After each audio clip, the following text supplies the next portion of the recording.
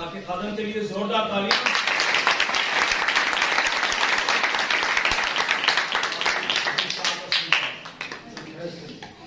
मसीह यीशु के मुकद्दस अज़ीम नाम में आप सबकी सलामती हो। आज बड़ी खुशी का दिन है सबके लिए कि आज हमारे पादी साहब पादरी शिराज साहब प्रेस्बिटेरियन चर्च के एक बड़े ओहदे पर विराजमान है। खुदा ने उन्हें सरफराजी बख्शी है और मेरे लिए ये एजाज की बात रही कि खुदा ने मुझे उनकी खिदमत की तैयारी के लिए इस्तेमाल किया। मैं खुदावंद की इस बरकत के लिए जो खुदा ने अपने बेटे को बख्शी, खुदावंद का शुक्रगुजार हूं। दूसरी बात, जब भी मैं गखड़ में कलाम सुनाने आता हूं तो काफी परेशान होता हूं, क्योंकि बुजुर्ग पादरी शरीफ आलम साहब की जितनी खिदमत की उम्र है उतनी मेरी अभी उम्र भी नहीं हुई और वो खुदा के एक अजीम खादिम हैं और उन्होंने 50 साल आप लोगों के दरमियान खिदमत की है। हम उनकी खिदमत के लिए एप्रिसिएशन के लिए जोरदार ताली।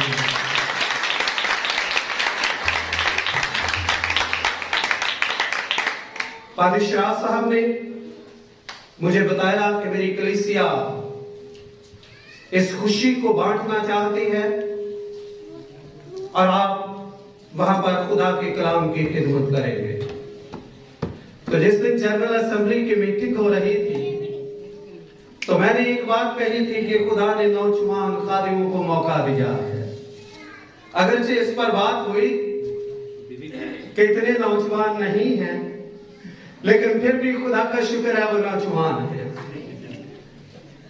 और आज दोपहर में खुदा के कलाम से मैंने एक नौजवान खादिम की खिदमत आपके सामने रखना चाहता हूं और ये पैगाम खुसूसी तौर पर पादरी शिराज शरीफ आलम साहब के लिए, उनके अहलिया के लिए और अमूमी तौर पर आप सब के लिए और हमारे नौजवान बेटों के लिए और बेटियों के लिए होगा। मेरे पिछले सालों में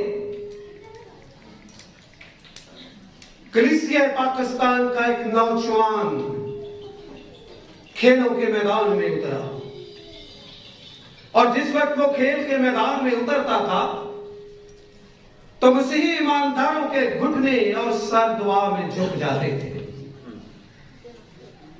एक वक्त आया, उसके एक ही फैसले ने मसीह खुदावंद को रद्द कर दिया और ईमानदारों की उम्मीद पर पानी फेर दिया। और फिर खुदावंद यीशु मसीह को रद्द करने की ये सजा मिली कि लाइफ टाइम उस पर पाबंदी लग गई, वो खेल नहीं सकता। दुनिया में हजारों ऐसी मिसालें हैं, लेकिन आज एक नौजवान की जिंदगी और उसके साथियों की जिंदगी का बयान करना चाहता हूं कि एक दुरुस्त फैसला कैसे अपने लोगों को सरफराजी बख्शता है। दानिएल की किताब बाइबल मुकद्दस की 25वीं किताब है और ये 12 अबवाब और 357 आयात पर मुश्तमिल है। 12 अबवाब, पहले 6 अबवाब इसके तारीखी है और दूसरे 6 अबवाब नबूवत के। इस तरह से कुदरती तौर पर इसको 2 हिस्सों में तकसीम किया गया है। और आज दोपहर दानिएल के हवाले से मैं यह भी बताना चाहता हूं कि अहले अतीक में या खुदा की खिदमत करने वाले लोगों ने जिनमें सबसे लंबी नबूवत जिस शख्स ने की वो दानियेल नबी था, जिसने तकरीबन 70 बरस तक नबूवत की। 15-16 साल की उम्र में उसने अपनी नबूवत शुरू की और तकरीबन 87-88 बरस तक वो खुदा की खिदमत करता है। अगर आप दानियेल की किताब के पहले बाब को आपने गौर से सुना है तो इसकी जो पहली आयत है, शाही यहूदा यहोयाकीम की सल्तनत का तीसरा साल तकरीबन 605 कबल अज़ मसीह से लेकर आखिरी आयत जो है वह लिखा है कि कोरेश बादशाह के पहले साल तक 538 कबल अज़ मसीह। इस तरह से वह तकरीबन 70 साल तक नबूवत करता रहा। क्यों करता रहा? क्यों उसे इतना बड़ा एहसास मिला? हम ये भी देखते हैं, हमारे कलीसियाओं में ये बात मशहूर है कि खुदा शेरों के मुंह बंद कर देता है, खुदा आपकी भट्टियों को ठंडा कर देता है। लेकिन ये ऐसे नहीं होता। इसके लिए दुरुस्त फैसले करने पड़ते हैं और जब दुरुस्त फैसला किया जाता है, मेहरबानी करके जो बाहर लोग हैं बातें न करें। दानियेल अपने हम मसल जो उसके अंबिया हैं, यर्मिया है, हबक्कूक है, हिजकियेल है और इन्हीं नबियों के दरमियान वो खिदमत करता रहा। लेकिन जो नबूवत, जो खिदमत, जो सरफराजी दानियेल ने पाई किसी और नबी ना पा सका। इंतहाई इब्तदाई अयाम कि वो 15-16 साल का एक नौजवान था और उसके साथ चंद दूसरे दोस्त जिनके नाम हननिया, मिसाएल और अजरिया है। एल और या जिन नामों के आखिर में आता है वह यकीनन यहूदी नाम होते हैं, क्योंकि एल और या इब्रानी में खुदा को कहा जाता है। दानियेल, हिजकियेल और इसी तरह से यर्मिया, नहमिया और अजरिया। इसका मतलब होता था कि ये नौजवान या ये शख्स जो है ये खुदा का है, खुदा से मुंसलिक है और नाम बड़ी इंसान की जिंदगी को मुतासर करता है। हम भी जब अपने नाम के साथ मसीह लिखते हैं तो इसका मतलब होता है कि हमारा रिश्ता, हमारा ताल्लुक यीशु मसीह से है।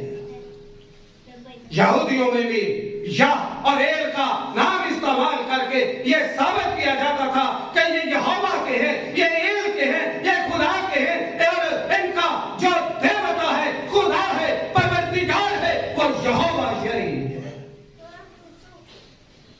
दानियेल और उसके साथी भी ऐसे थे। वो असीरी में गए और लिखा है कि शाह बाबर उनको मुल्क सिनार में ले गया। मुल्क सिनार पहली दफा खुरूज की किताब, पिदाश की किताब के 11वें बाब में हमें इसका जिक्र मिलता है। बाइबल मुकद्दस में मुल्क सिनार और बाबल एक ही मुकाम का, एक ही जगह का नाम है। यहूदी लोग असीर हो चुके, नौजवान बेटे और बेटियां उनके इस्तेमाल हो रही हैं। नौजवान लड़कों को असीर करके बाकी लोग साथ ले जा रहे हैं और यहूदी बेटियों की इज्जत पमाल कर रहे हैं। और इस वक्त दानियेल और उसके साथी जो हैं वो बाबल में चले गए हैं और बाबल में नबूकदनेस्सर ने एक हुक्म दिया। उसने एक सरदार स्पिंस को हुक्म दिया कि चंद लोगों को चुन और 4 बातें उसने कही। पहला कि वो चंद लोगों को चुने, दूसरा उनकी खुराक मुकर्रर करे, और तीसरा उनका मियार, और चौथा उनकी खुराक का मियार। उसने कहा ऐसे लोग हूं जो बादशाह की नस्ल में से, शुरफा में से, बेअब जवान, खूबसूरत, हिकमत में माहिर और हर तरह से दानिश्वर और साहिबे इल्म हूं। और जब यह हुक्म मिला तो कहा कि 3 साल तक उनकी तरबियत की जाए, 3 साल उन्हें ट्रेनिंग दी जाए कि बादशाह के हुजूर कैसे खड़े होना है, कैसे उसको सलाम करनी है, कैसे उसे सलूट करना है, और कैसे बादशाह की खिदमत करनी है, बातचीत करनी है, गुफ्तगू करनी है, और 3 साल तक अच्छी खुराक खानी, ताकि उनके चेहरे मुरझाए हुए ना हो, उनके चेहरे उदास ना हो। और जब यह हुक्म दानियेल, हननिया, मिसाएल और अजरिया तक पहुंचा तो लिखा है उन्होंने अपने दिल में इरादा किया कि हम ये खुराक नहीं खाएं। मुल्क पाकिस्तान में एक बड़ा मसला है। मसीही जहां भी रहे, वो किसी ऑफिस में हो, किसी स्कूल में हो, किसी कॉलेज में हो, यूनिवर्सिटी में हो, हमेशा कहते हैं हमारी मजबूरी थी, हमें ये काम करना पड़ता है, झूठ बोलना पड़ता है, बेईमानी करनी पड़ती है, लोगों के साथ समझौता करना पड़ता है। लेकिन दानियेल और उसके साथियों ने दिल में इरादा किया कि हम ये खुराक नहीं खाएंगे। 4 नौजवान, असीर, गुलाम, जिनकी कोई हैसियत नहीं है और उनको पता है कि एक फैसले से हमें मौत भी मिल सकती है, लेकिन इससे पहले कि वो सरदार के साथ खड़े होते या उस बंदे के सामने खड़े होते, वो खुदा के हुजूर खड़े हो गए। उन्होंने खुदा से दुआ की, वो खुदा के हुजूर उन्होंने अपने हाथ बुलंद किए, उन्होंने अपनी आंखें खुदा की तरफ लगाई, और जिस वक्त उन्होंने खुदा के सामने अपना फैसला रखा तो उन्होंने यही बात उस सरदार स्पिंस को बताई कि हम ये खाना नहीं खा सकते। खाना खाने की कई एक वजूहात हो सकती, लेकिन दानियेल और उसके साथियों के नजदीक जो वजूहात थी, पहली बात कि जो बाबरी खुराक खाते थे वो नापाक थी और यहूदी लोग वो खुराक नहीं खा सकते थे। दूसरी बात,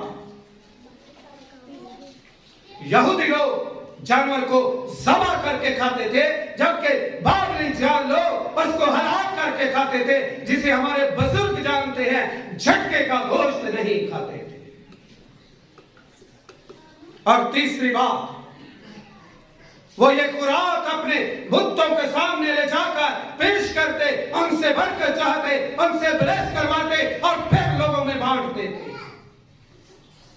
और चौथी बात, पूरी बाइबल मुकद्दस में से और तारीख में हमें यह बात मिलती है कि जब कोई शख्स किसी के साथ अहद करता, उसके बाद उसके साथ खाना खाता, और खाना खाना किसी के अहद में, ईमान में शरीक होना होता है। इस तरह से दानियेल ने, उसके दोस्तों ने कहा हम ये खुराक नहीं खा सकते।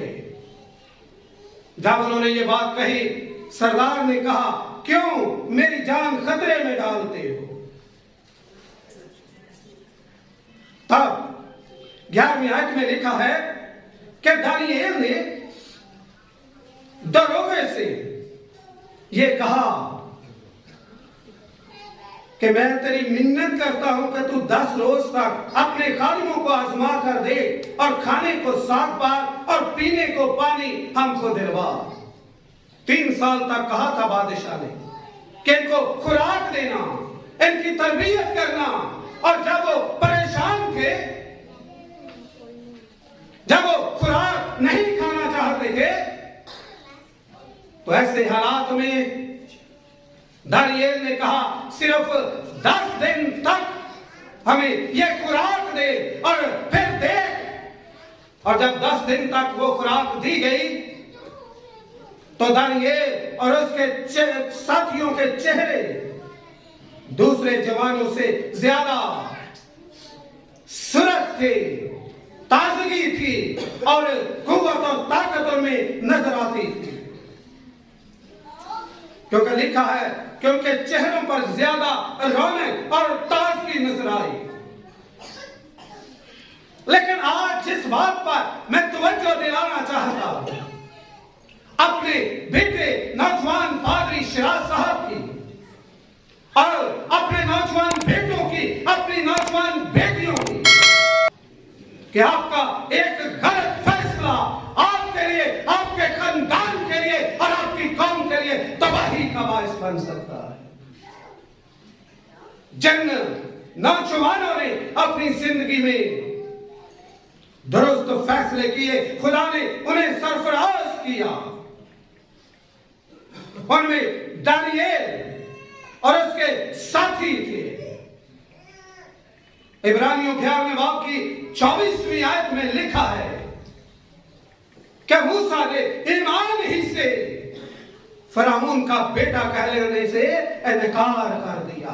उसका फैसला था कि मैं गैर कौमों के साथ नहीं, मैं गैर ईमानदारों के साथ नहीं, मैं अपनी कौम के साथ रहूंगा। चाहे मेरे पास तख्त ना रहे, चाहे मेरे पास सहूलतें ना हो, चाहे मेरे पास इख्तियार ना हो, लेकिन मैं अपने खानदान और अपनी कौम के साथ रहूंगा।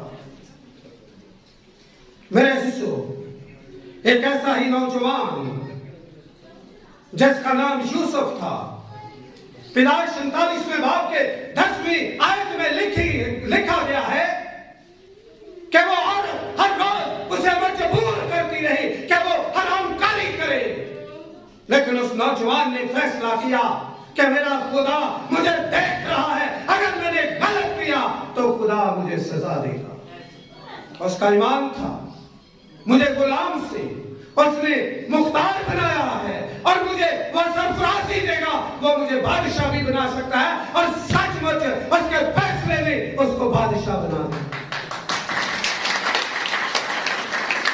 कई एक दफा हमारा एक छोटा सा फैसला हमारी तबाही और सरफराजी का बायस भी बन सकता है।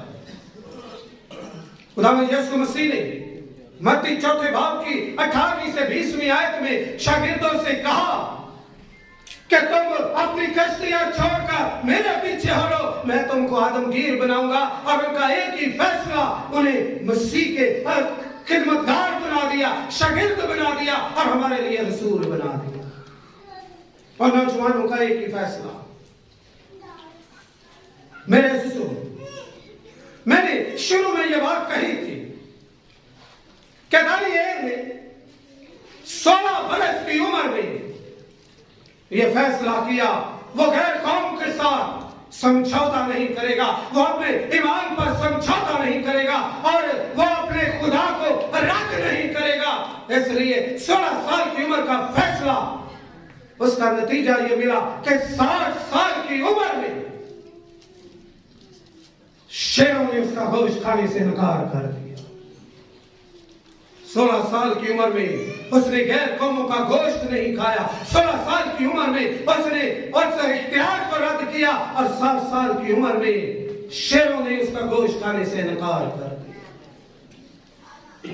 इन 3 नौजवानों ने, जिनका नाम अजरिया, मिसाइल था, जब आग में डाले गए, इसी फैसले ने उनकी जिंदगी में उनको हलाकत से बचा लिया और आग उनका कुछ ना बिगाड़ सके। और मेरे शिशु, मैं इस थोड़े से वक्त में, मुख्तर वक्त में यह भी बताना चाहता हूं कि दानियेल की उम्र उस वक्त 16 साल की होगी जब वो अपने खानदान से दूर था, जब वो अपने बाप से दूर था, अपनी मां से दूर था, अपने बहन भाइयों से भी दूर था। और उसने फैसला किया, ना मैं अपने खुदा को रद्द करूंगा, ना मैं अपने ईमान को रद्द करूंगा, और ना ही अपनी शरीयत को रद्द करूंगा।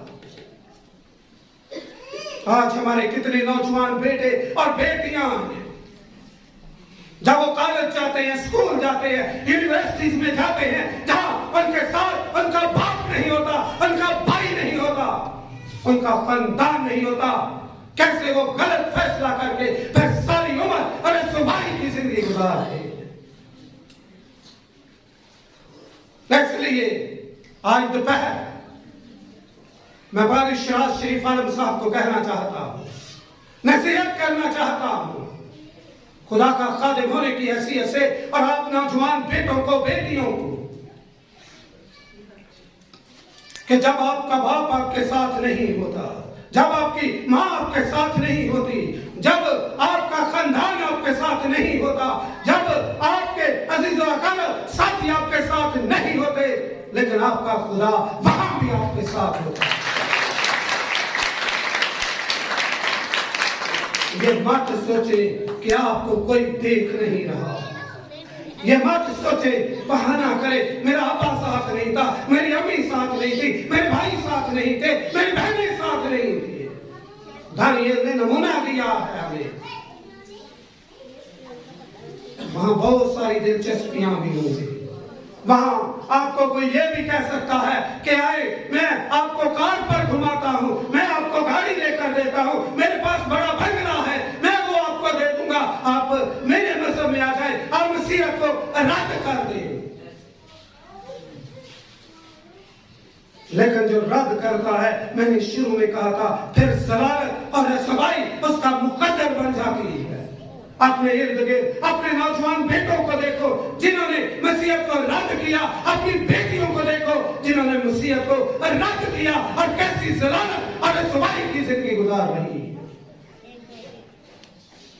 इसलिए भाई साहब, जब आप बड़ी सीट पर बैठेंगे, खुदा आपको गैर मुल्कों में लेकर जाएगा, गैर कौमों में भी लेकर जाएगा। याद रखना, आपका खुदा आपके साथ है, और आपने दुरुस्त फैसला करना है जो आपके लिए, आपकी कौम के लिए सरफराजी का बायस हो। शायद उस वक्त थोड़े पैसे, थोड़ा लालच, कोई गाड़ी, कोई दौलत, कोई बंगला, कोई कोठी आपको मिल जाए, लेकिन उसी को रद्द करेंगे तो रसवाई आपका मुकद्दर बन जाएगा। मेरे अजीजों,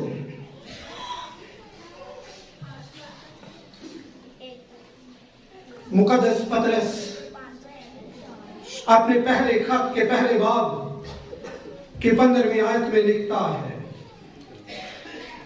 जिस तरह तुम्हारा बुलाने वाला पाक है, इसी तरह तुम भी अपने चाल चलन में पाक बनो। हमारे नौजवान बेटे और बेटियां जब फैसला करते हैं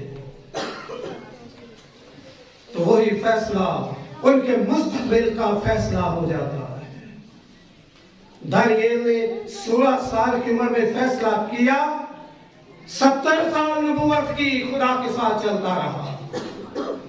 70 साल खिदमत, बड़ी तवील खिदमत होती है।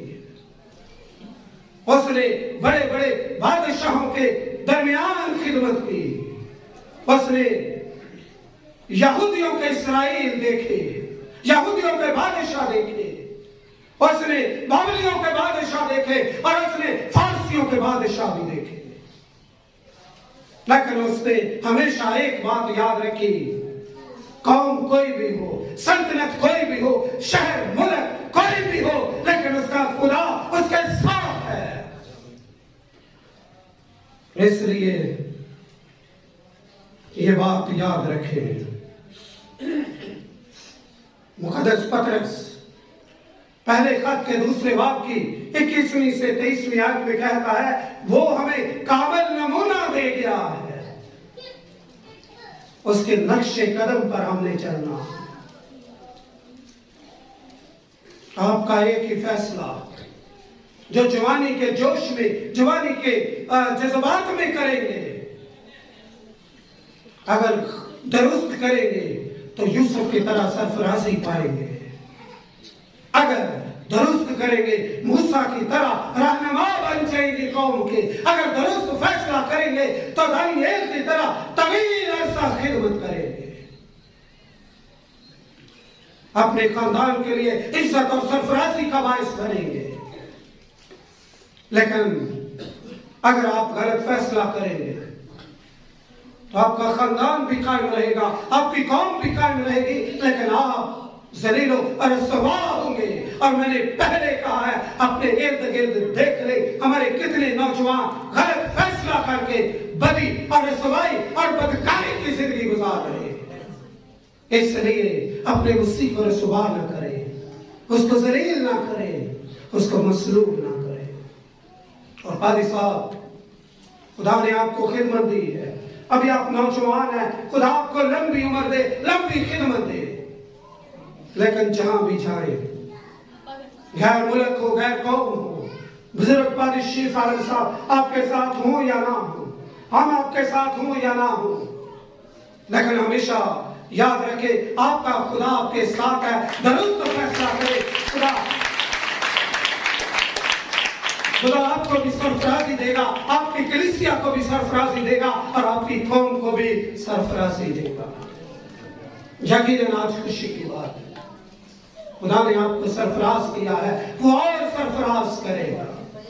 लेकिन अपने हर फैसले से पहले दानिएल और उसके साथियों की तरह खुदा के हुजूर खड़े हों और फिर किसी दूसरे के सामने खड़े हों। अवलीन तरजीह यीशु मसीह को दे, अवलीन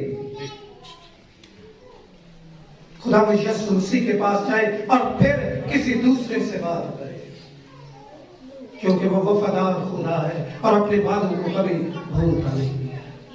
आज दोपहर में बस इतना ही कहना चाहता हूँ, नौजवान बेटों को, बेटियों को, पादी साहब को, खुदा ने आपको सरफराजी दिया, वो और सरफराज करेगा, लेकिन कभी उसे भूलना नहीं है। खुदा आप सबको बड़ी बरकत बख्शे।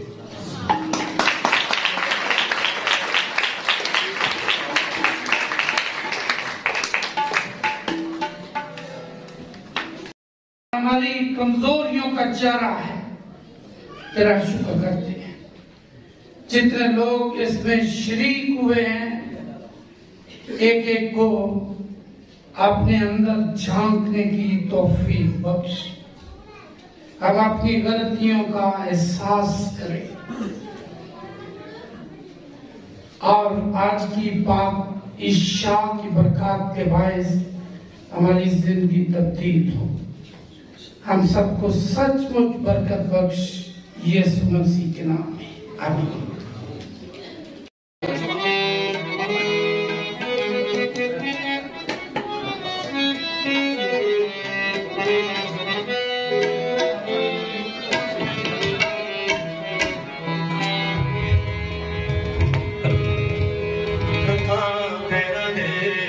Yeah.